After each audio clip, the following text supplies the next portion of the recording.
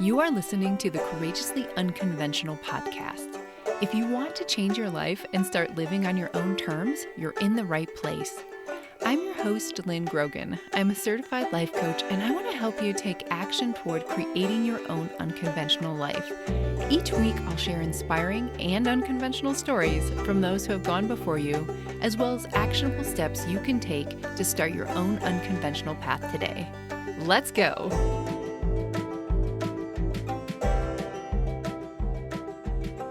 Today we have a special guest on the show. Dr. Wong is here, and we're going to talk all about brain health. So if you're like me, you kind of sort of have an idea of what brain health entails, but it's always good to have a definition. So Dr. M defines brain health as having two components. First, there is the cognitive ability or performance component, which includes things like day-to-day attention span, problem solving, memory, processing speed, and language. So these are dependent on factors like your quality of sleep, alcohol intake, feeling under the weather, allergies, and your overall health. The second is the preventative component, which includes how we take care of our brains and protect them from harm to prevent future conditions like strokes, dementia, and other brain diseases. So both of these components, the cognitive ability or performance component and the preventative component, are integral in evaluating a person's overall brain health. So overall, we should all be thinking about the health of our brains. If you want to live a long, healthy, and vibrant life, your brain health will be a critical part of how you get there. So please enjoy this conversation with Dr. M. Wong. Thank you for coming on the podcast. Thank you so much for having me. I really appreciate the opportunity. It's great to see you again, Lynn. Yeah, likewise. So why don't you go ahead, for anybody who's not familiar with you, introduce yourself, share your background, that kind of thing. Sure. So I'm an internal medicine doctor by training, and I am basically, my specialty is women's health, and I also have advanced training in integrative medicine, and I am a health and wellness coach. Amazing. And I've had the pleasure of knowing you for several years now. Like, obviously, we first met at Katrina Ubel MD Coaching. hmm You were a client and then hmm later a coach. And I personally have learned so much from you over the years. So when you reached out and you were like, hey, what if we, if we came on the show, I just like jumped at the opportunity. And, I'm excited to talk to you because you're doing something incredibly courageous with your next adventure in life. So do you want to talk a little bit about that? I know you are writing a book, and I'm sure that you have a lot to say about that process. Yeah.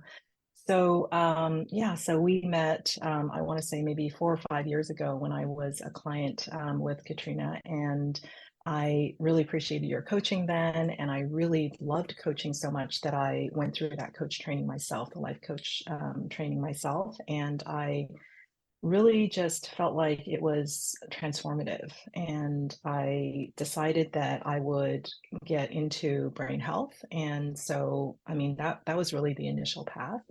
And I wanted to just learn more about sort of what can we do to kind of improve our brain health. And so I started writing this blog. And I think as I wrote the blog and went through that process, I realized that I really wanted to raise more awareness about this and hopefully educate people about how important lifestyle is when it comes to not only the sort of day-to-day function of our brains, but actually over the long term, we can actually prevent some of the brain health conditions that we see in older folks. Yeah. And so you're writing this book. Can you tell me like a little bit more about what the book is about, what the process has been like? Sure. So the book is called Vibrant to 100, and it's Extend Your Brain Span and Shape How You Age. So it's a book about basically how we tweak our lifestyle, right? So it's kind of like eat, move, sleep. What do we do to kind of make connections with people? It's all the stuff that you've already been reading about. If you read the news or any kind of, you're interested in health at all, I'm sure you've seen all these articles and all these new books that are coming out about brain health. And what we really wanted to do, my co-author and I, Emma, we really wanted to introduce the concept of kind of how do we change these habits? Because I think at this point, most of us kind of know what we're supposed to do if we've been paying attention at all, but it's still a challenge to integrate this into our lives on a day-to-day basis. And that's really where the coaching tools come in. So it's about sort of how do we frame our mindset in a way that is motivating, in a way that is compassionate to ourselves. It gives ourselves grace when we are not, doing our best in terms of, the choices that we make, and just understanding that that's very human, and we have many, many years to sort of tweak and adjust and figure out what works for us. What do you think is different about your book that you're not seeing out there right now? Because it sounds like you're adding something to the conversation that hasn't been seen Mm-hmm. quite yet. Yeah.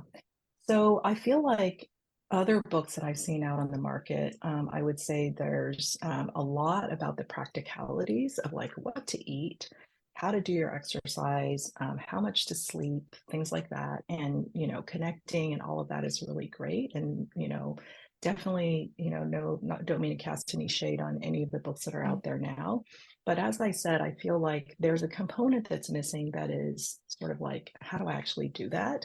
And of course, there's a whole bunch of books that are written about sort of how to build habits and the whole James Clear work, right? And sort of like how do we sort of develop more healthful habits? And so, really, we're trying to put together some of the sort of coaching tools. And a lot of that comes down to managing our minds and specifically managing our stress.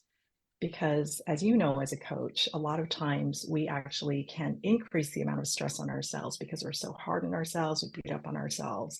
And, if I'm not making the right choice when I'm, sitting down to dinner, or if I am going to sleep too late, it's like there's a part of my brain, that inner critic, that really wants to be like, or, like you're Mhm. not taking care of yourself, what's wrong with you. And so as what we're really talking about in the book, as we kind of tap into that inner healer, I'm going to call it inner coach.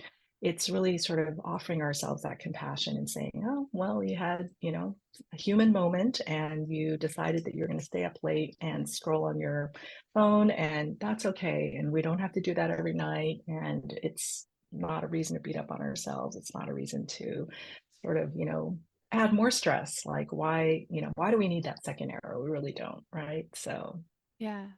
Well, even just you saying it in that way, I almost feel a little bit calmer too, just hearing that, just that different way of talking to yourself versus, mhm. what would you say is the opposite of like the inner healer, like a critic or The inner critic, yeah. So the way that I visualize this, and the way I talk about it with my patients or my clients, is that I often feel like my inner critic, right? It's like you're on you're on the street at Times Square in New York, and there's this huge video, sort of like, flashing images, and my inner critic is just so loud, like you're at a rock concert with these huge video images, and your inner critic is just like, ah, and you're kind of like, ah. And so, really, my goal with all of this work is really just it's like that inner critic is never going to go away, because really what it's trying to do is to help you survive in the world. And it has helped you survive in the world all these years. And so, it's never going to go away, but we really want to just dial the volume down, and want to get it down to, like, I say, like, down to the size of your cell phone. And there's like a little image on your phone, and it's, you can dial the volume down a little bit more. Sometimes it'll be a little louder, and sometimes it'll be less, but at least it's sort of something that you can have, some control over, as opposed to just, being overwhelmed and just drowning in sort of the input that's coming from that inner critic. And what that means is that, you want to at least recognize that there's some balance to be had, right? And so this is that Native American sort of parable about the two wolves inside your head, right? There's a wolf that's always constantly, you know, telling you how terrible you are and all the things you're doing wrong. And then there's this other kind of loving, kind wolf that's sort of trying to take care of you and nurture you. And so the wolf that gets stronger is the one that you feed. And so if we feed that inner critic and buy into everything they're telling us, and that's just going to get louder and louder, whereas the other wolf is the one that, we really want to nurture and feed, so that there's some balance to be had. And hopefully even that becomes the stronger voice, the sort of mentor voice as we get older. yeah. Oh, I love the imagery of that and just thinking through of like I guess one of my questions is like, what have you learned over the years that are like maybe those common narratives on aging that even just debunking those or thinking about those differently helps you feed, the nice inner healer wolf instead of the inner critic one? Yeah, so I think the biggest realization for me as I've done this work is, I started out just talking about brain health and kind of like the science behind brain health and sort of like with my doctor brain, sort of thinking about, okay, what are all the things that we can do? And I think one of the things that I didn't realize is how this is really actually it's really a social activist sort of movement because I think that what we don't realize is how prevalent ageism is, right? And so we think about sort of like, racism, and we think about like all the different ways that we discriminate, right, in our society. We talk about LGBTQ and we talk about sort of like neurodiversity, and we've been able to um, develop some language around some of these stigmas that are out there in society and really proactively address them, which is really great. And I feel like one of the last bastions of prejudice is actually ageism, which is so ironic because it's the one prejudice that we can not escape because we are all getting older all the time. And one of the things that I try to encourage people to think about is that aging is a normal process. We're all aging at the same rate Mm. every day, right? You and I are aging one Yeah. day at a time, one week at a time. So is a newborn baby, right? We're all aging at the same rate every day. And so it's not as if we can stop this process and it's not as if we can slow it down. It just is happening. And so we can either accept it and embrace it and sort of take it, good or bad, right? Or we can Mm. just sort of say, oh, no, I don't want that. But it's funny because when we think about little children growing up, right, we're kind of like, okay, babies are great for this reason, right? They're so cute and adorable and cuddly, but they cry and they poop and we have to change their diapers. And so it's almost like, and then they're toddlers and then they have tantrums and then they're teenagers and then they have teenager tantrums. And, they're right, they're sarcastic and they're mean, and like, and these are just life stages that we go through, and it's almost like every life stage there's the good and the bad. And somehow when we think about aging, it becomes, or when we look at our kind of elders, it becomes a lot more all or nothing. It's kind of like it's either really great, like there's exceptional elders, right, or it's like all bad and they're kind of like sitting there kind of lonely, or weak or frail or whatever, right? And so that's just not a true narrative. The true narrative of aging is that there's a huge range, just as there is Mm. at every stage of human life. Yeah. I think that's been one of the most interesting things for me traveling in the way that I do, being a full-time RVer. We're often in Mhm. spaces with a lot of older adults because that's kind of a common thing that happens in the US. And just to see the wide range, I'm seeing exactly what you were just saying there. It's not an Mhm. all or nothing. It's just different levels of capability, different ways in Mhm. which we have cared for ourselves over the years. And it just, it changes from person to person. So I think that's been the most fascinating thing. And once in a while, I'll meet somebody in their, gosh, I think most recently somebody in their 90s. And I was like, wow, this guy is out here playing bocce ball Mhm. with us. He's, carrying on. And it was just kind of every time I see an example of that, I'm like, it has me question, like holds up a mirror to me to question what do I Mhm. think about in terms of aging and staying healthy throughout the years. So one of the things that actually was interesting as, like as I was thinking about this interview was, the premise of your book is that, you living to 100. Mhm. And I was with a group of friends last week, 30s, 40s, and 50s. And I asked all of them, what age do you imagine that you're going to live Mhm. Mhm. to? And Great, we're all great very, I would question. say, Mhm. healthy individuals. We're actually at hot springs, like soaking in the warm water, Yeah. doing something healthy. Yeah. Yeah. And the range was pretty much maybe 80. So Mhm. I actually, it was interesting to kind of think about this. Like, how does our sense of how long we will live, like, how does that impact how we care for ourselves, what we would do in our lives, and does that limit us just having this sense? Because obviously we have no idea how long we're going to live. Mhm, mhm. Yeah, yeah. Yeah, that is such a fascinating question, and as I got into this, I realized there's actually a lot of research that's been done on this. And so the kind of research that's been done is like, how does ageism actually affect our health? And it turns out that when we're ageist against ourselves, there's actually physical impacts on our health. So the sort of example they always give in the research is like, if I believe that I'm older and and my knees are going to hurt if I go out there and walk, then I just stop walking. And so I'm just in my house and then I'm sedentary. And then, of course, I have all those health consequences that come from being sedentary. Right. And I may have a belief in my head that, well, after about 70, people don't go out and walk in the street anymore. Like, I don't know. Like, there's all these different like health beliefs that we may have. Right. And so that 90-year-old that you're talking about who's playing bocce ball, like he just didn't get there by accident, right? He Mm. intentionally decided that he wasn't going to be the 90-year-old who's sitting at home in the couch, right? And sort of just in the dark, right? I mean, he's out there and he's putting himself out there and he's constantly wanting to challenge himself and physically sort of active, right? And that's a choice that we make in our heads as well as actions that we physically take, right? And so coming back to Mm. your question about sort of like, how do our beliefs actually shape how we age? The reality is if you think about sort of your retirement savings, right? And you think about, okay, well, I'm going to live until 80, so I'm just going to save up enough money until I'm 80. Great. You have no control over that. You have no control over whether you live to be 80 or 90 or 100. So what happens between 80 and 90, between 80 and 100, right? When you don't have that money, what happens? Okay, well, then you fall on the state or you fall on the Social Security or, your family members, have to pick up the slack, right? And so it's kind of like, can I plan ahead with my health? Can I invest in my health now so that those gains are compounded? And so I can be healthy when I'm 90 and 100 and taking care of myself, right? So it's the same kind of philosophy. Like we can't know, but what we can do is invest now in our 30s and 40s and 50s.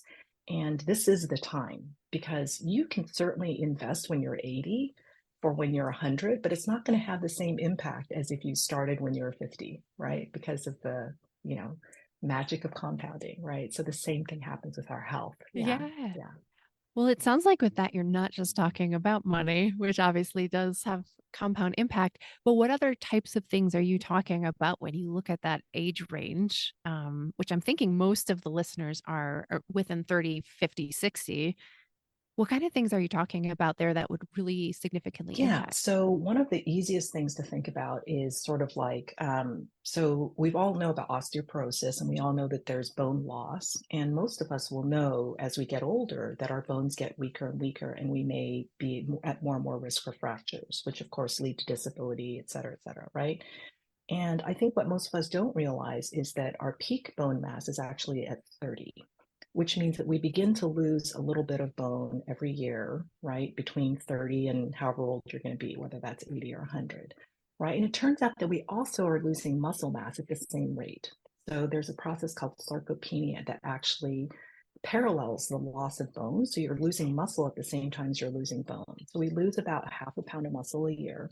And so by the time we're 50 or 60, we've lost probably 15 to 20 pounds of muscle if we haven't been active, we haven't been proactively building our muscle, right? And I think what most of us don't realize is that muscles are not just great for balance and strength and all the things that we need to, move around, but it actually is an endocrine organ. It's a hormonal organ that produces really healthy hormones for us, including brain-derived neurotropic factor, which is something that helps us, grow our brain cells and tend to our brain cells, and it's also producing happy hormones, so endorphins, right? And other myokines. There's like 20 or 30 different chemicals that our muscles are always producing. And so if you lose a little bit of muscle every year and you're not proactively building that muscle back or maintaining that muscle, then by the time you're 70 or 80, you're not going to have very much muscle left, and it's very hard to build a new muscle at that age, especially if you don't have a lot to begin with. So this process of muscle loss, this process of bone loss is going on all the time. You can think of it like inflation, right? So it's kind of like inflation is eating away at your savings account all the time. So unless you're proactively sort of looking at investing, if you have everything just sitting in a checking account with no interest, right, you're just losing the purchasing value of your money all the time. And it's the same thing with your body. You're actually losing, right, sort of function in your body as you get older. And that function impacts our brains. It's not just our physical body, right? Because you can't separate your physical body from your brain. Oh man, I have so many questions from this, but the first one I immediately thought of, was what about the person who's listening who's like immediately might be dropping into like shame or just like, oh no, I have got to get on this. And like, obviously, inner critic would be coming out Mhm. there. Like, what would you say to this person who says, okay, you know what? I'm actually in my mid 40s, I'm maybe in my mid 50s, and I haven't been doing what you just recommended to do. Is it too late? What can I do now? So definitely not too late. It's never too late. It's not too late when you're 90. It's not too late when you're, 95, right? So it's never too late. And what I'm suggesting, it's just exactly like the investing thing, right? Like you can still invest at the age of 80, you can still invest at the age of 90, and you can still make a little bit of extra money. But if you want to take advantage of the magic of compounding, right? The earlier that you start, the better. And that's for two reasons. One is the physical decline of the body, but the second is really just having that habit in your life, right? So when I have people who come in and they're like, well, I do a little bit of stretching and I only do like 10 minutes a night, or I might only do 10 minutes, once a week or something like that. I'm always like, that's great. Whatever you are doing right now, it's like that counts. Don't let your brain tell you that that doesn't matter because it does. What matters is that you Mm. actually are taking 10 minutes out of your day or your week to even think about your life and your health and your long term, sort of like you're moving your body, right? And so it could be that you're not an exerciser. It could just be that you're somebody who's active and you're just doing chores in your house. And it's possible that you get up every hour or two when you're sitting at your computer and you go get your water, you walk around the block, right? And so what we're finding now is that because we tend to have this idea that when you're active you have to go to the gym and you have to be there for an hour and it has to be 3 times a week or 5 times a week or whatever the number is, right? Yeah. And it turns out that there's such a thing as somebody who's active and sedentary. So how can you be active and Hmm. sedentary at the same time? So you're active and sedentary. This is the research term, right? Because what we see is that if you're sitting for 23 hours a day or 24 hours a day, and you're only at the gym for an hour every day or every 5 times a week or however often, you're still sedentary for a pretty long period of time. And that sedentariness actually affects your health no matter how active you are at the gym. And it offsets a little bit. Sure, it does offset, but it's not as important as being a little bit active throughout the day, right? So the ideal thing is to actually have a period of exercise, and that can be as short as 20 minutes or 30 minutes, and it's great if it's an hour. But what's more important is to break up that sedentariness, right? So if you're sitting at your computer, like I do a lot, or if you're, driving, it's important to get up and walk around. When you go for a rest stop, get up, walk around, actually be walking during that time. And if you're, having a break and getting a drink of water, whatever it is, walk while you're drinking, right? So just breaking up those periods of sitting is so crucial. Okay. So I think what I hear you saying is first off, like to maybe drown out that inner critic is look at what you are Yes. doing versus what Give you're not yourself doing credit. and really, Yeah, yeah, yeah. And absolutely. I mean, I honestly, as you were listening, I was like, all right, ding, ding, ding. I'm doing a few things, Yes, quote unquote, right. yes, Not that there's yes. a, but, so it sounds like almost building yourself up. So you're coming from that positive place and then considering like, okay, throughout my week, like, or throughout my day, how could I break up those periods of being sedentary? And it doesn't have to be complicated. Is also what I hear you No. saying. It could be walking and drinking water. It could be something very Yes, simple. yes, yes. And that's a huge thing that we advocate in the book is we want to really go for that 1 or 2% shift in the trajectory, right? So if you think about a flight, right? So if it's sort of like if I'm going from A to B, right? If I just change my trajectory by 1%, then I'm already going to a different destination than I was. And I think that when we sort of have this stereotype of aging in our minds, we tend to be very sort of all or nothing, right? And the sort of the nothing part, like where you end up, kind of not being able to sort of be active or have a healthy brain or whatever, it's because you're sort of thinking of the passive route. So if I do nothing and I sit on the couch and I watch TV and I'm just sort of not paying attention to my health at all, then I may end up there, right? But if you sort of Mm. are proactive, and even if you change a little bit, right, then you get to be that 90-year-old with the bocce ball, game, right? So Yeah. you get to change your trajectory because you're starting at a place where, you're building a little bit at a time. And I want to emphasize, so you were saying earlier about how, so you build yourself up on what you're doing now. And I just want to, I just wanted to highlight that because I think in our brains, we're kind of like, oh, okay, we're just building ourselves up, right? Because that's the inner critic talking, right? Yeah. And we don't, yeah. Right. And we get to be like, okay, inner critic, you get to like, rain on my parade here and say I'm not doing enough, right? That whole enough Yeah. word that we love as coaches, right? And the answer is that, it's almost as if just listening to this podcast is enough. Just having the awareness that Mm. this is a thing is enough. Because when you look at the data on like what people know about brain health, it's really fascinating to me that more than 50% of the population, 50 or 60% of the population really doesn't even think about brain health. We don't have brain health as part of our narrative in day-to-day conversation. We talk about brain health. We talk about mental health, right? We talk about sleep health and nutrition, and we talk about exercise. But do we talk about brain health? No, but all of these things sum up to brain health. And brain health actually is the most important health because our brains are who we are, right? It's our identity. Our brains are literally where our memories are, where our stories are, how we do what we do every day, who we are, right? Our brains are ultimately what our whole body is trying to do is to make sure our brains are functioning well. And yet when we talk about health, we don't talk about it in terms of brain health. And so that's something that I really want to emphasize in the book is that when we talk about self-care, and especially for women, right, it's really hard for us to sort of carve out that time and say, oh, like I'm being selfish when I like, exercise or I, do something for myself, right? And I really want people to try and reframe that because it's not, if self-care is something that doesn't, resonate with you, call it brain health, right? I'm doing this for brain health. I'm doing this is brain care. Because when it becomes brain care, it becomes here's how I get to be more of myself.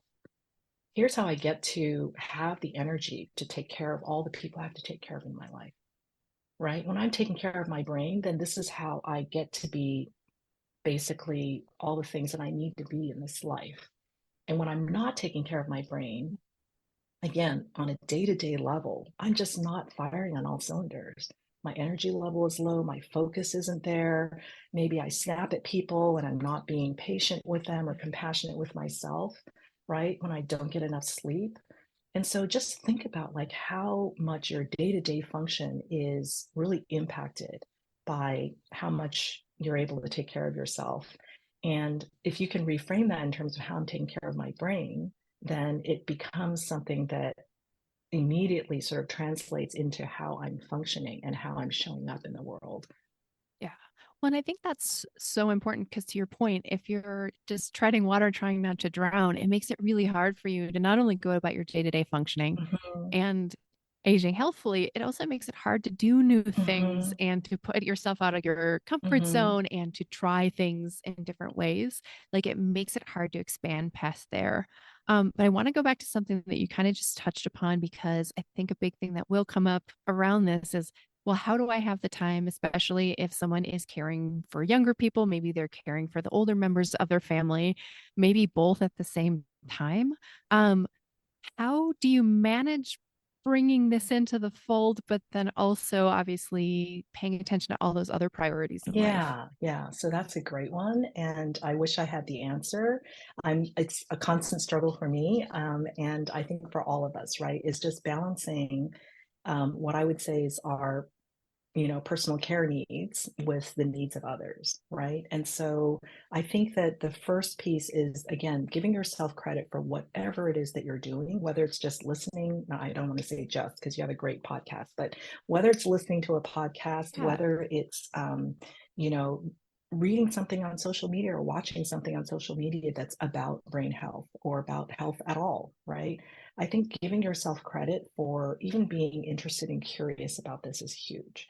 And I think that the second thing is just really sort of recognizing that there are going to be times in your life, there's going to be seasons in your life when you're going to be able to do more or less. And that's just normal human life, right? So if you're going through a stage right now, which I think most of us kind of can recognize, we call it the sandwich generation, right? I don't love this term, Mhm. but it's, where you're taking care of your elders, and you're also, having, younger people in your life that you need to take care of, whether it's your kids or nephews and nieces or whatever it is. And so you're kind of caught in the middle, and then you're having to work, and you've got these financial pressures and all of that, right? And so it's kind of like whatever you're doing, it's good enough. It's good enough for now. I'm doing the best I can. And I want people to really understand that it's not like we're trying to prevent something, way down 20 years from now, and I shouldn't worry about it until then. What the metric that they want to pay attention to is how I'm feeling day to day. You know, let's just say we focus on one thing like sleep, which is one of the key things to focus on, right? And most of us don't get Mhm. enough sleep, right? Or sleep quality is not very good, right? If I were just to pay attention to one thing, and let's just say that we're going to hone in on, I don't know, getting myself to bed half an hour earlier than I normally am, right? Then what I'm going to do is just kind of track my energy level. If I can do that, right? How often am I able to do that? Let's just say I normally would go to bed at, I don't know, midnight, right? And I'm going to try and go to bed at 11:30, right? So first of all, I just track that and just sort of say, well, in this first week, how often was I actually able to do that? Maybe I only did it Mhm. once, maybe I only did it twice. What was my energy level the next day? Right? Maybe it made no difference. Maybe I wasn't able to do it at all. Maybe I forgot about it, right? And then just to kind of have that awareness. And then the following week, just look back and say, okay, well, why didn't that work out for me? Oh, it was because I was scrolling on my phone, or I got busy with this or that, or I had all these things on my to do list. So I was lying there, kind of like stressing about those Mhm. things. And so, what can I do about that? Right. So, these are all our coaching tools that we have for behavior change. And I think what we're really trying to do there is to help people see that it doesn't actually have to take up that much more time out of your day, right? We're talking about 5 minutes or, you know, 15 minutes or half an hour of awareness of Mhm. what we're doing. And then just sort of like, fitting that in, because that's part of what we can do to be more effective the next day. Because if you've had that extra half hour of sleep, it probably doesn't take you as long to do the stuff that you normally have to do, right? And right, it's that kind of like it's a trade-off. You invest this now today, and then tomorrow or next week or next month, you're going to find yourself more productive and more efficient, more able to do, the things that you want to do and show up the way you want to. Yeah, and I mean, I think what is great about that approach too is that even if you are caring for all these other humans in life, you are already sleeping. Yes. It's not like, "Oh, now I've gotta Yes, add yes, sleep to the mix." You're yes, talking about yes, enhancing something you're already yes, doing and just trying to get 1% better. yes, And if it's and a lot of times, and what I hear you're saying is like, you're eliminating something, you're eliminating scrolling, or you're trying to figure out, a different way of managing your to-do list so it's not waking you up or keeping you up. So it's not like you're adding something to the mix. You are helping your brain just by doing something you're already yes. doing, just improving it a little bit more. Improving it a little bit more. And I would encourage people to also think not just about these, they are crucial, right? Eat, move, and sleep are very crucial, and we focus a lot on them. But I also want to really introduce this concept of fun, because I think that when there's fun, there's novelty, there's curiosity happening in our brains, that's building neuroplasticity. And that is something that you're going to want to do. So when you say, making time to do something, how can I be more creative in my life? I mean, one of the main reasons I was drawn to this is because I'm an artist. And when I learned about the science of like how art affects our brains, how art improves the connectivity and actually helps us build our neuroplasticity in our brains, it really just lit up so many things in my head, because it doesn't matter whether we're talking about music or whether we're talking about visual arts or even just being in nature, right? We're stimulating our brains with a enriched environment, right? And so whether you're an observer of art or whether you're a maker, right, it doesn't matter, because when we are in that sort of like right side of our brain, what we're doing is that we're stimulating a part of our brain that is fun, and it's exciting and different, right, than our sort of day to day. And so my question is, how do we incorporate that into what we're already doing? Right. So, like, for example, Mhm. let's say that you're somebody who, has little kids, and you're kind of like, oh, I don't really have time to exercise. But what if you were to engage your kids in just an art project for 20 minutes? And so then you get to do your art and show them, what you're doing. Or maybe it's music. Maybe it's like we have a sing along for 20 minutes in the car while we're commuting somewhere, right? So we have carpool karaoke going on, right? And so it's that kind of thing where we're incorporating fun and engaging other people. And that is the kind of thing that actually is building your brain health and not necessarily taking up any extra time and creating more fun, right? So it's like the Scrabble square with the triple points. Well, I love that you brought this up. I love that you brought this up because I think a lot of times we think about like, okay, this is very serious. Mhm. We're working on brain health. Mhm. Now I've got to go Yes. lift weights Yes. and get sleep. And what you're talking about is like, and Mhm. and let's have fun with Mhm. it too. Let's introduce novelty. Let's get out in nature. Let's do something Yes. that stimulates your brain in a different Yes. way than maybe what the sedentary stare at a Right. screen is like Right. for you. Right. Yeah. Yeah. So if you're picking something new that you're going to do in terms of activity, I mean, I would encourage you to do something that you consider is going to be fun and try it out and just don't be like I'm committed to this forever. I have to get up at 6 a.m. and go to the gym and whatever. Like that is just not a sustainable activity. That is just not going to be something that you're going to do for the next 30 years, right? And not that something that you pick now has to be something that you do for 30 years, but for me, like I have always loved dancing and but I've never been a dancer, right? Like I don't consider myself to be a dancer. And so like I go to Zumba classes and sometimes I do Zumba online and I just find it fun. It's something about the music and moving and having to like, follow the steps and everything. And I'm super goofy and very uncoordinated when I do it. It just makes me laugh. And so I think that's the kind of thing that, Yeah. and it might be for you, it might be gardening, or it could be, people just love getting out there with the dirt and seeing the, flowers or the veggies or whatever. And I think that it should be something that fills your cup and gives you energy in some way. Yeah. I mean, I in the last year I've started learning to play Ah, ukulele and most of the good yeah, for it's been you. so fun. And like it's kind of what you were just saying about dance. Like most of the playing I've done has been in groups of people, Mhm, which was way outside my comfort zone mhm, because I always had this idea with mhm. music and maybe with a lot of other art forms, you must practice by yourself first and then you can Mhm, go. It's like perfectionist mhm, mindset.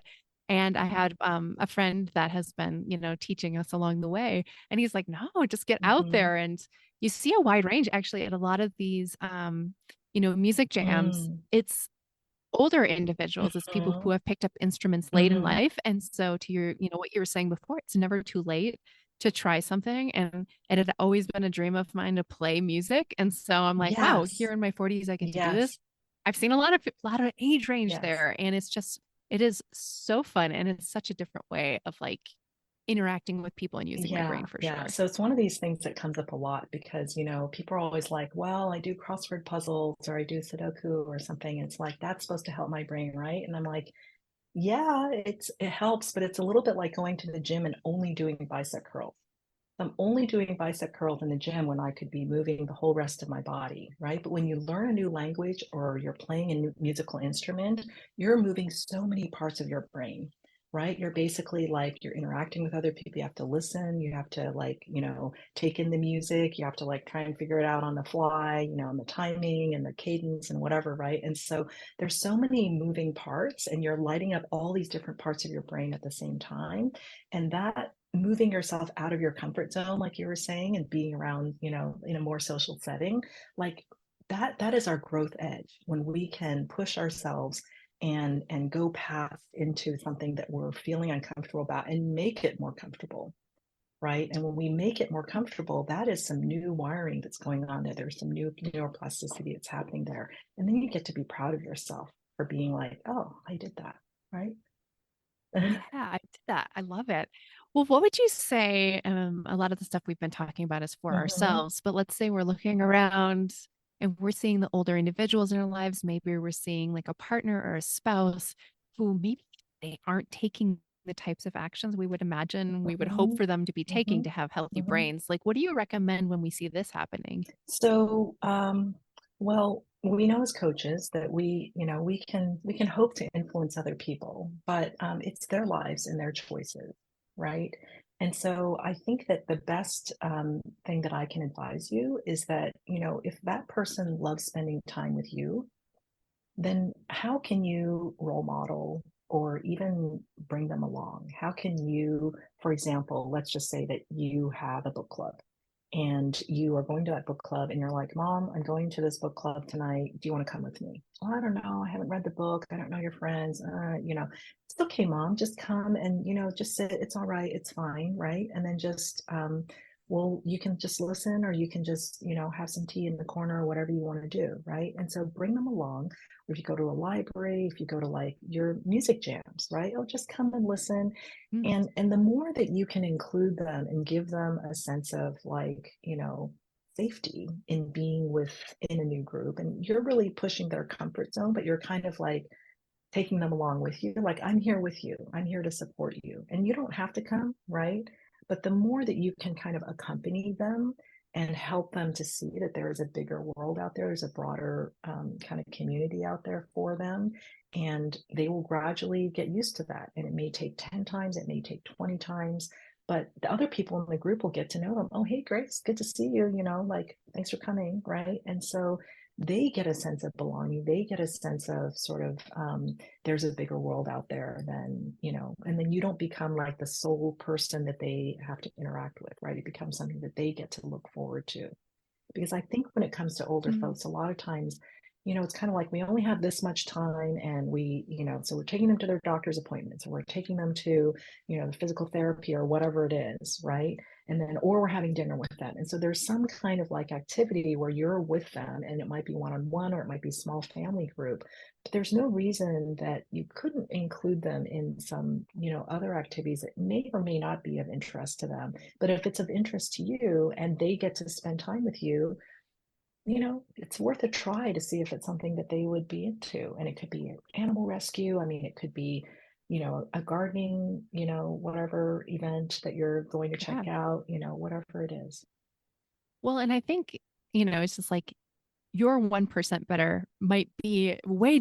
different than their Yes. 1%. Going and sitting and listening might be Yes. enough. What would you recommend if those humans are living far away? So maybe you only see them once or twice a year because you live at a great distance, but you are still very concerned about their health, their brain health, all of Hmm. that from a Yeah. distance.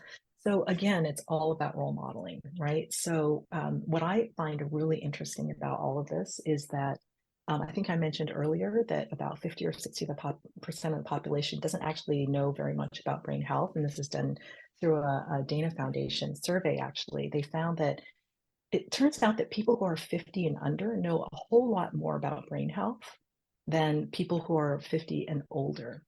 So if you take the population of 50 and under, about 40% of people identify that they feel like, oh, well, I know something about brain health. I've, read or learned something about it. Whereas if you're Yeah. older than 50, it's less than 20%.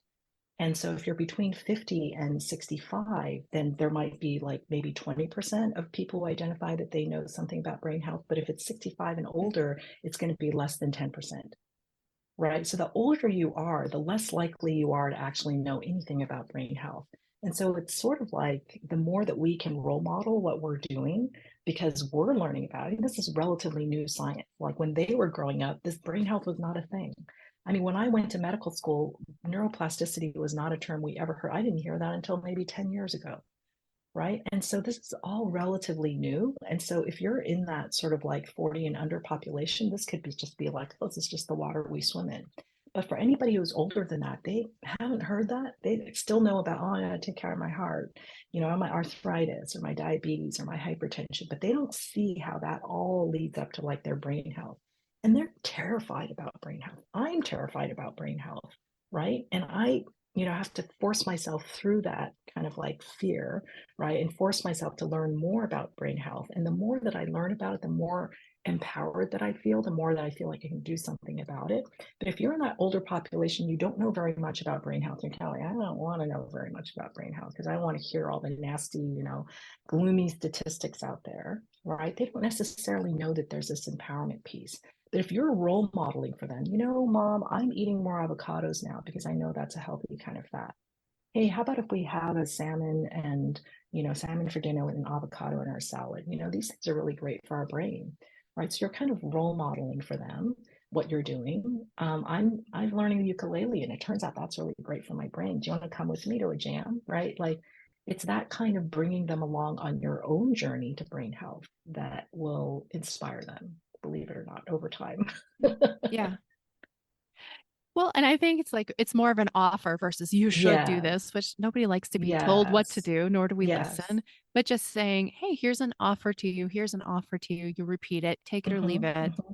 But just by being exposed to it, it does give a different perspective on how you could go Yeah, about just like we would things. with a kid, right? So if you have a kid who, refuses to eat their veggies or broccoli, it's just like you're going to eat your broccoli and veggies. And eventually at some point, that kid might say, well, my mom always ate her broccoli. Not my mom always told me I had to eat my broccoli and forced me to eat it, right?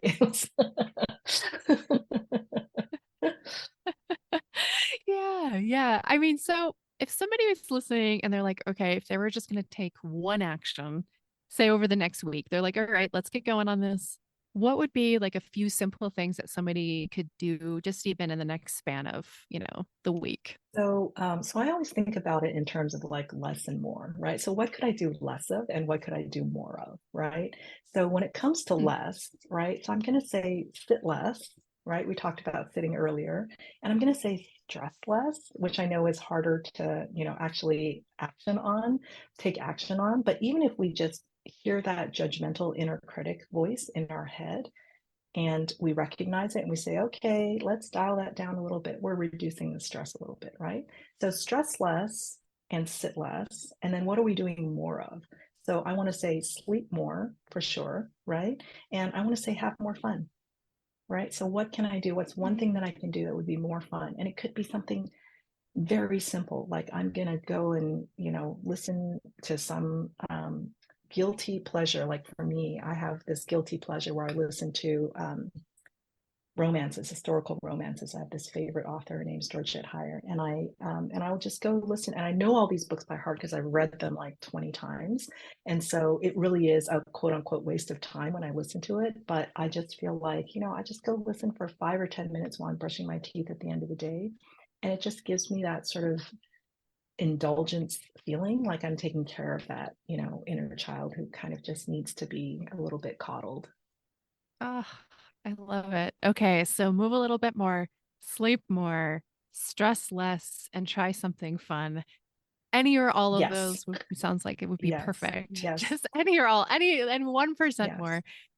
Is there anything that we didn't touch on today that you're like, I want to make sure people know about this, or any final thoughts as we wrap Well, up? I just, again, I really appreciate this opportunity. And I think the one thing we didn't touch on is you and I have a colleague, Emma Caronna, who did a lot of Yes. writing in Katrina's program and is the most amazing writer. And she's actually one of the main reasons I'm even writing this book is because she's my co-author. And I was like, I don't think I can do this without her help.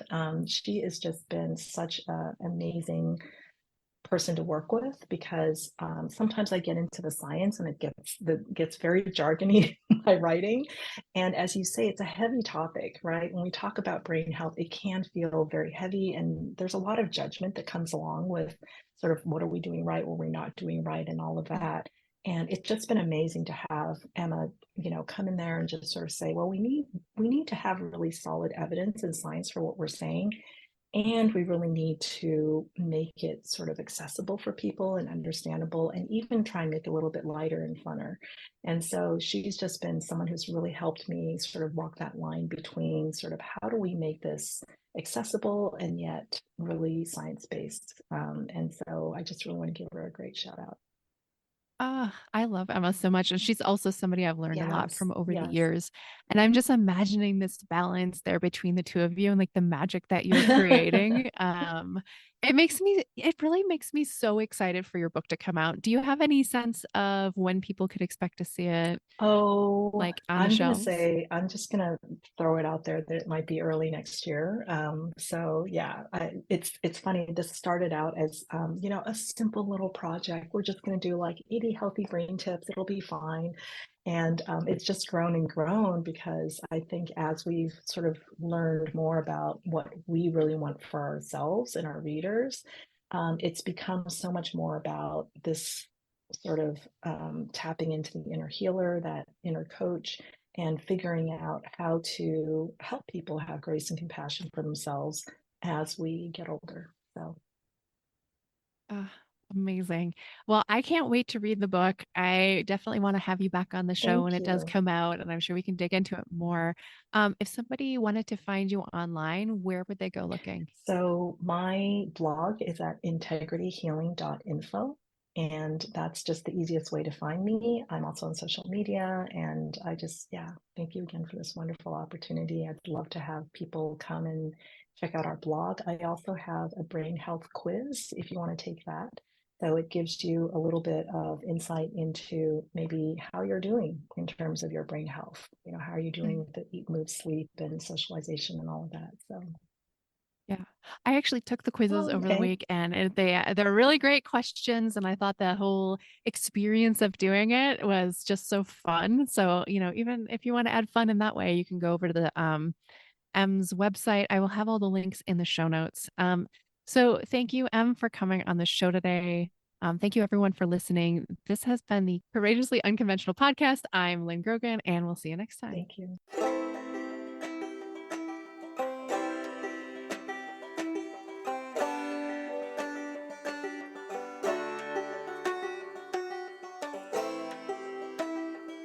Hey, friend.